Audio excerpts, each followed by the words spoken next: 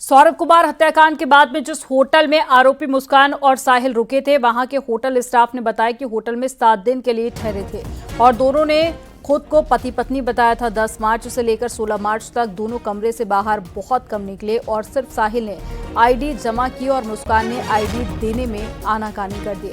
आपको बता दें कि मेरठ पुलिस सबूत जुटाने के लिए हिमाचल प्रदेश रवाना हो चुकी है और ठिकानों की जांच चल रही है।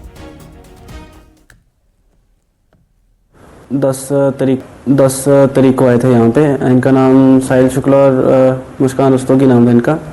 ये 10 तारीख को यहाँ पे आए थे स्टे के लिए। तो ये लॉन्ग टर्म के लिए रुके थे, 5 दिन के रुके थे और 16 को चेकआउट होता है इनका। लिस्ट ने मुझे जैसे आईडी मांगी तो उन्होंने बोला कि हमारी वाइफ ही है जब चेक इन टाइम में, तो बाकी तो ऐसा हुआ कुछ नहीं स्पेशली बताया उन्होंने। यूजुअली वो कमरे में रहते थे ज़्यादा टाइम, अपना टाइम ना मतलब बाहर भी कम ही जाते थे, तो मतलब ज़्यादा वो कमरे में रहते थे। व्यवहार ऐसा था कि मतलब यहाँ तो मिलते जुलते नहीं थे किसी से ना, मतलब 5 दिन तक यहाँ पे रहे तो किसी से मिलते जुलते नहीं थे यहाँ पे ना वो।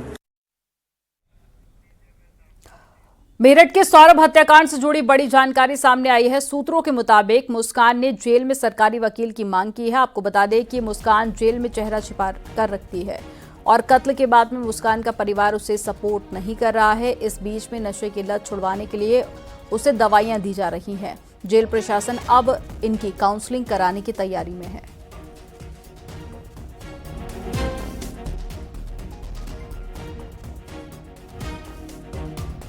मुस्कान जो कि कातिल हसीना है, कैसी कट रही है उसकी जेल में रहती।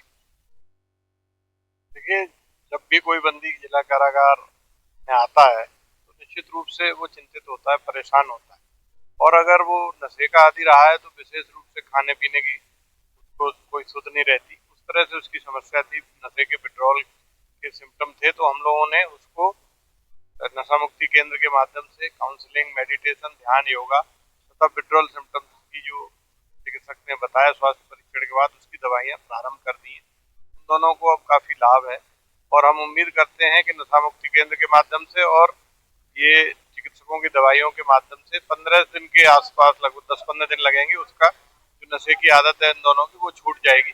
अब धीरे धीरे दिनचर्या सामान्य हो रही है। कल उसने मेरे सामने उपस्थित होने की रिक्वेस्ट भेजी थी तो मैंने तुरंत बुलाया तथा पूछा कि क्या समस्या है, तो उसने बताया कि मेरे घर वाले मुकदमा नहीं लड़ेंगे क्योंकि वो मुझसे नाराज है, मुझे सरकारी वकील चाहिए। उसका एक प्रार्थना पत्र ले लिया गया है, उसको हम माननीय न्यायालय से सरकारी वकील दिलवाएंगे क्योंकि ये हमारा कर्तव्य है और बंदी का ये अधिकार है। यदि कोई निजी अधिवक्ता उसके पास नहीं है तो उसको सरकारी वकील दिया जाए। प्रयागराज के पुराना कटरा में बमबाजी के मामले में 3 आरोपियों की गिरफ्तारी हुई है। पुलिस और एसओजी की टीम ने व्यापारी की दुकान पर बमबाजी को लेकर कार्रवाई की। तीनों आरोपियों के पास से 12 जिंदा बम बरामद किए गए। आरोपियों ने आपसी रंजिश को लेकर बमबाजी की। दिनांक 19 मार्च 2025 को एक वीडियो सामने आया था जिसमें कुछ अज्ञात व्यक्ति कटरा क्षेत्र में बम फेंकते हुए पाए गए थे। तत्पश्चात थाना कर्नलगंज में एफआईआर संख्या 88/25 पंजीकृत कर कुछ टीमों का गठन किया गया था।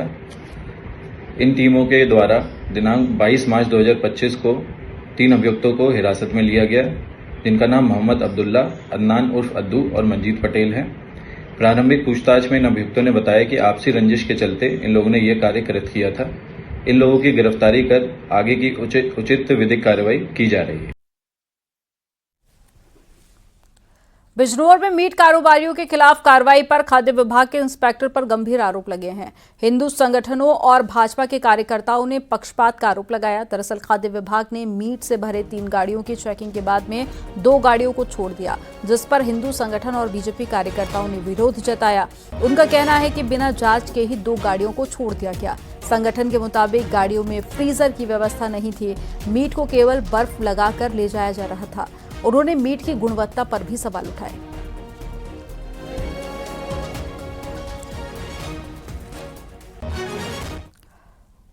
गाजियाबाद में भी मेरठ जैसी वारदात सामने आई है, जहां पर बहू ने बैट से ससुर को मौत के घाट उतार दिया। जहां पर गाजियाबाद के कविनगर थाना क्षेत्र में बुजुर्ग की हत्या मामले में पुलिस ने बहू को गिरफ्तार कर लिया।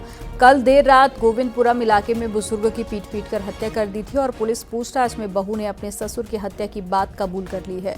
आरोपी बहू ने बताया कि उसके पति की मौत 4 साल पहले हो गई थी, जिसके बाद में वे अपने मायके में रह रही थी। 1 साल पहले वे कोर्ट के आदेश पर अपने पति के घर वापस लौटी थी।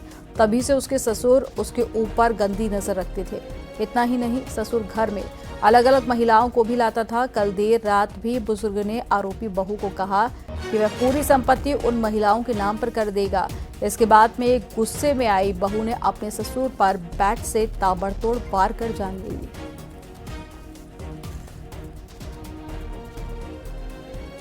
सर, मैंने तो अपनी इज्जत बचाने के लिए डंडा उठाया था। मैंने मेरे ऐसे पीछे से नंगे थे, वो पीछे से ऐसे कौली भर रहे थे, तो मेरे जो हाथ में लगा तो मैंने वो मारा, नहीं बचाने। और अब से पहले भी 3-4 बार हो चुका। मैं यहाँ पे एप्लीकेशन भी लेके आई हूँ, मेरी किसी ने पहले भी सुनवाई नहीं की थी। जब पुलिस पहुंचती है तो पुलिस मामले का पूरा छानबीन करती है और उसमें उसके बहू जो उसी घर में रहती है उस पर फिर संदेह होता है। बहू को हिरासत में लेके जब कड़ाई से पूछताछ की जाती है तो बहू पूरा इस घटना हुई है हत्या की, उसमें जुर्म का इकबाल करती है और घटना के पीछे जो वजह बताती है कि जो ससुर थे जिसकी हत्या हुई है वो इस पे गलत नजर रखते थे और कल भी उन्होंने कुछ ऐसी हरकत की थी और इसके अलावा प्रॉपर्टी में भी वो इसको कहते थे कि तुम्हें अपनी प्रॉपर्टी नहीं दो। बागपत में बेटे ने अपने पिता की फावड़े से गला काटकर हत्या कर दी। पुलिस ने आरोपी बेटे को गिरफ्तार कर जेल भेज दिया। पुलिस की पूछताछ में पता चला कि ससुर ने अपनी बहू के साथ में नाजायज रिश्ते बनाए थे। उसने बैंक की किस्त जमा करने के लिए रुपए देने से मना कर दिया था। इससे नाराज होकर आरोपी बेटे ने पिता की फावड़े से गला काटकर हत्या कर दी और शव को जंगल में फेंक दिया। पुलिस ने आरोपी बेटे को गिरफ्तार कर जेल भेज दिया है। शुरुआती जांच में पुलिस को लगा कि यह हत्या किसी अपने ने ही की है। इस पर पुलिस ने मृतक के बेटे वेदपाल को हिरासत में लिया तो उसने अपना जुर्म कबूल कर लिया।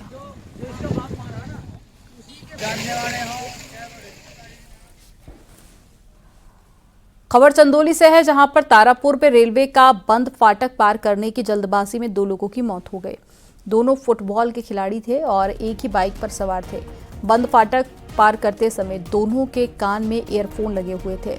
इसके चलते उन्हें सामने से आ रही ट्रेन की आवाज़ सुनाई नहीं दी और ट्रेन की चपेट में आने से दोनों खिलाड़ियों की मौत हो गई। इस घटना के बाद में मौके पर ग्रामीणों की भीड़ लग गई। मौके पर पहुंची पुलिस ने शवों को पोस्टमार्टम के लिए जिला अस्पताल भेजा। 3 लोग बाइक सवार थे। एक आदमी गुटखा के लिए उतर गया, 2 आदमी बैठकर आ रहे थे। उधर से ट्रेन आई और ट्रेन के सामने चपेट में आ गया। कान में जो है हेडफोन लगाया हुआ था और दोनों की घटनास्थल पे मौत हो गई। उसके 10-20 मिनट बाद जो है प्रशासन आया। प्रशासन जो है लाश को अपने कब्जे में लेके थाने चला गया। हाथरस में एक अजीबोगरीब मामला सामने आया है, जहां पर एक बुजुर्ग समाधान दिवस पर अपने जिंदा होने का सबूत देने पहुंचा। दरअसल ग्राम पंचायत सचिव के कागजात में बुजुर्ग को मृत दिखाया गया था, जिसकी वजह से 3 महीने से बुजुर्ग को पेंशन नहीं मिली, जिसे लेकर बुजुर्ग खुद समाधान दिवस के मौके पर पहुंचा और कहने लगा कि साहब मैं अभी जिंदा हूं। इस मौके पर एसडीएम ने जीवित प्रमाण पत्र बनाने के लिए आदेश जारी किया।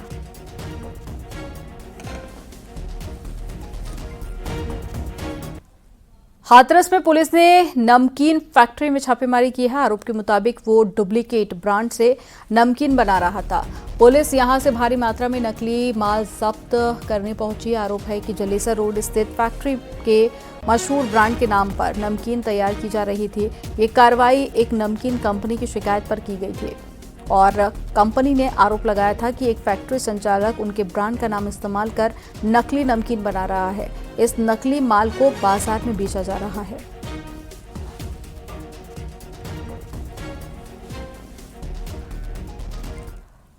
और मथुरा के वृंदावन स्थित बांके बिहारी मंदिर में भक्तों का सैलाब उमड़ पड़ा है। हर कोई अपने आराध्य बांके बिहारी के दर्शन करना चाहता है, जिसके चलते मंदिर और आसपास के इलाकों की कुंज गलियां लोगों से भरी हुई दिखाई दे रही हैं। रविवार होने के चलते यहां और ज्यादा भीड़ देखी गई और वृंदावन के सभी प्रमुख रोड जाम रहे। भीड़ के चलते लोगों को भगवान बांके बिहारी के दर्शन करने में काफी परेशानियों का सामना करना पड़ा।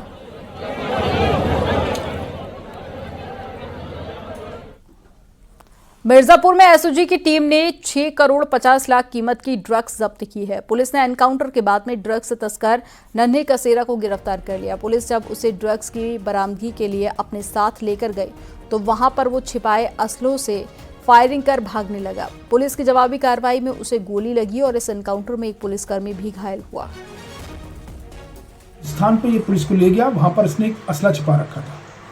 ये झूठा प्रयास करते हुए दिखाया कि ये मादक द्रव्यों की बरामदगी करा रहा है और इसने असला निकाल के पुलिस टीम पे फायर किया और वहां से भागने का भी इसमें प्रयास संलिप्त था।